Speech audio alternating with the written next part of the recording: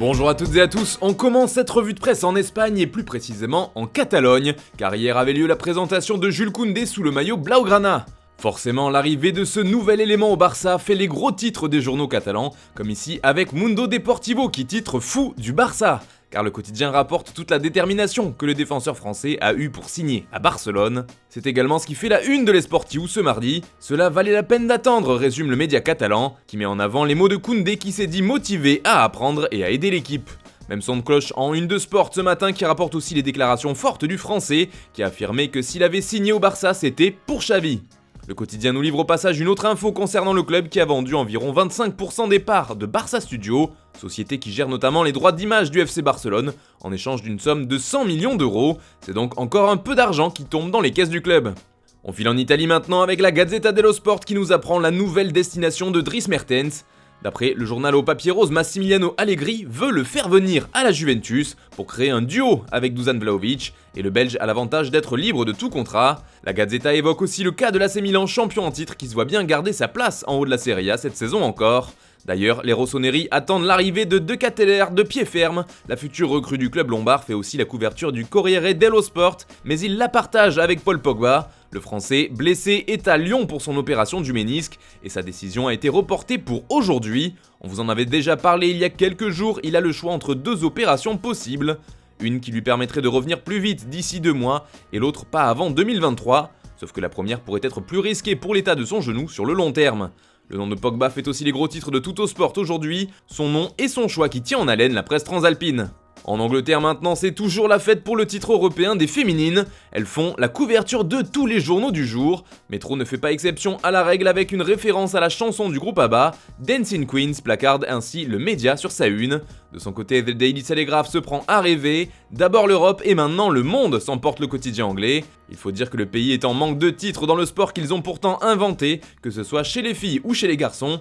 Ils n'avaient remporté aucun titre depuis 1966 et la Coupe du Monde. Le Daily Mail aussi voit les choses en grand. Dominons le monde, titre le tabloïd, qui compte déjà les jours pour le mondial féminin.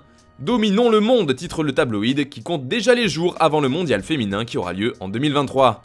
Et puis cette fête fait aussi la couverture du Sun ce mardi, mais ce qui nous intéresse ici, c'est plutôt ce qui concerne Cristiano Ronaldo. Car comme on vous l'expliquait hier, il est revenu sur les terrains avec Manchester United, mais il s'est fait remplacer à la mi-temps de son match de retour, et il a été aperçu sortant du stade quelques minutes seulement après. Forcément ça a fait polémique, ça s'annonce mal, titre le quotidien qui explique que CR7 commence à être fortement critiqué pour ce comportement. Il donne un mauvais exemple, explique The Sun. D'ailleurs le portugais fait aussi parler en Espagne avec AS. Le média ibérique nous apprend que Ronaldo s'est fixé une deadline pour trouver un nouveau club. Il veut que ce soit réglé avant dimanche et le début de saison de United. Et comme l'explique le journal, il y a de grandes chances que ce ne soit pas le cas et qu'il débute la saison de Premier League avec les Red Devils, même si rien ne dit qu'il disputera la rencontre. Pour l'instant, les deux seules pistes encore possibles pour le signer semblent être l'Atlético et Naples, mais dans les deux cas, ce sera compliqué financièrement. Allez, on part en France maintenant avec Marseille où le climat est plus chaud que jamais. La saison n'a pas encore commencé, pourtant c'est déjà la crise. Le nouveau coach Igor Tudor fait la une de la Provence ce matin qui titre « Sous pression ». Selon le média local, c'est déjà très compliqué entre l'entraîneur et son groupe. Plusieurs membres de l'effectif dont le capitaine Dimitri Payet sont mécontents de ses méthodes. Discours brutal, manque de pédagogie, autant de critiques qui pleuvent de la part des joueurs qui ont demandé un rendez-vous avec leur président Pablo Longoria pour discuter du management controversé du coach. Ce dernier fait également la une de l'équipe qui titre Tudor déjà dans le dur. Selon le quotidien, le malaise s'amplifie et plusieurs joueurs cadres tirent la sonnette d'alarme. D'ailleurs, une réunion serait prévue ce mardi entre l'entraîneur et ses joueurs pour évoquer et chasser les frustrations. On termine ce tour de la presse avec Monaco qui joue gros ce soir. En effet, l'ASM reçoit à 20h le PSV Eindhoven pour le match aller du 3e tour préliminaire de la Ligue des Champions, comme le rapporte Monaco Matin. C'est le début de la fin pour le journal local. Le club de la Principauté fera tout pour se qualifier pour la phase de poule de la Champions. Un mois d'août qui sera crucial pour la suite de la saison, car c'est l'aventure européenne qui va se jouer sur ses premiers matchs.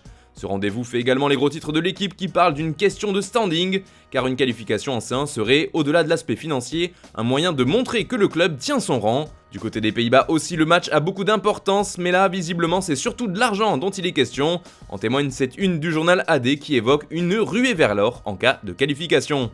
Voilà, c'est tout pour ce matin. Bonne journée à tous, on se retrouve tout à l'heure pour un nouveau JT, et demain pour une nouvelle revue de presse sur Foot Mercato.